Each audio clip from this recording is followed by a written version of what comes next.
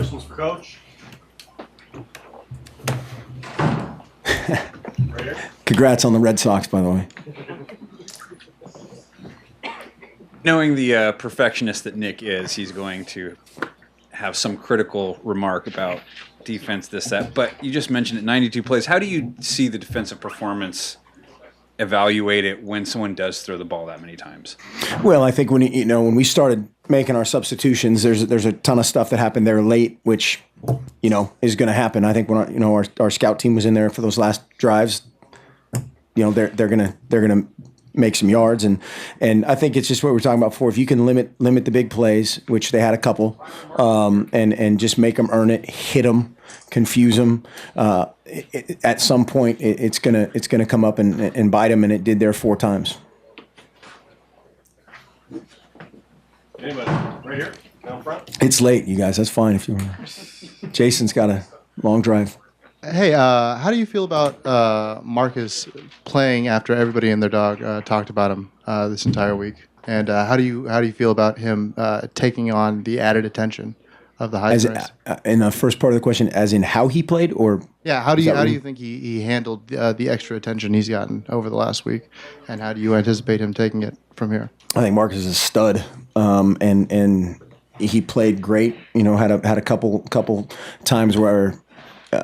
I'll take the blame for that of communication errors in the passing game. We had a couple broken routes that he was waiting on. It was kind of somebody's fault one time and his fault one time, but confusion is my fault. Confusion is our fault as coaches, and we'll get that cleaned up. But Marcus is amazing. I mean, he's a driven guy, prepared really well this week. I think played really well, and will get better because of a couple hiccups here and there.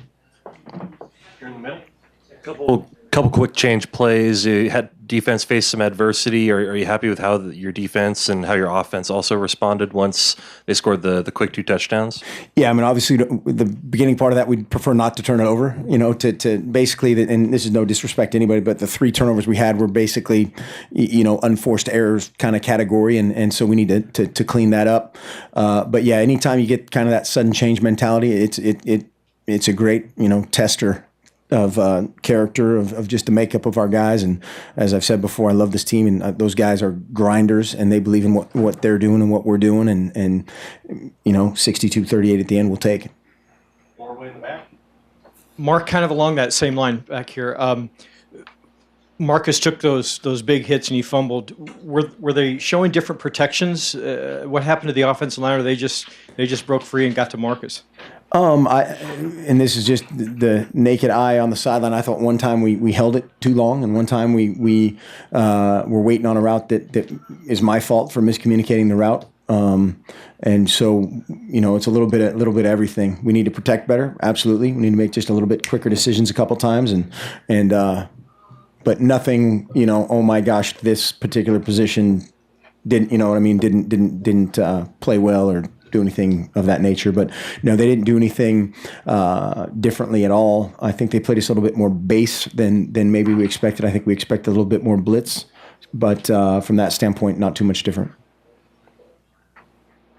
Right here in the middle. Red Sox guy gets 2 questions tonight. It's a special night. It's a big night. You should feel safer. Tom should be in a really good mood, too. Running back wise, did you feel like Thomas and Byron created a lot of the yard more so than maybe normal? I mean, the line did a good job, but it seemed like they did a lot of good cutting, whatnot. They ran hard. I don't know. I don't know what the percentage of production goes to what. I think part of that's what makes our team fun and neat and unique is nobody cares. Nobody cares that, hey, the right guard, he pushed his guy 6 inches, and so he gets that yard, and then the back, made the linebacker mix, so he gets those 4 yards, and then Marcus pulled that guy out, so he gets 2. You know what I mean? We ended up with 383 yards, and those are for the Oregon Ducks, and that is a neat thing to be around. Yeah, Mark.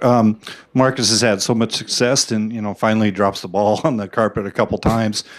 I assume that he's going to be probably more upset about that than maybe some of the plays he made. But is that almost what you guys call teachable moments that he can almost learn more from those couple plays and maybe some of the success he's had.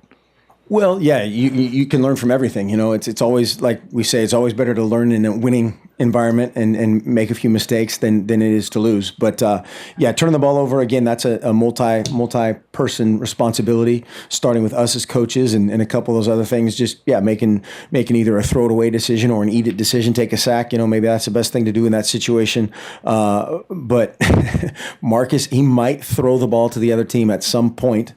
Buy a lottery ticket. That'll be a big night, but it could happen. He might turn it over. He might, I don't know. Whatever else is bad in his world, he might do it.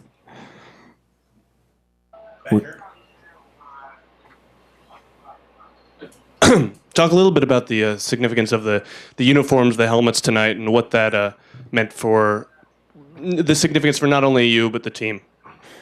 Well, I think the neatest part is it came from the team. You know, it was the players' idea that kind of drove both the relationship with Nike and then the relationship with the KEZI Cancer Fund, and so it's an all-inclusive deal. You know, every cent of the auctions, every cent of all the money raised from this will go directly to research. You know, I had a couple people asking me about, well, it's just breast cancer. No, it's if they find the cure for breast cancer, they're not going to hoard it, and they're not going to, they might cure other cancers.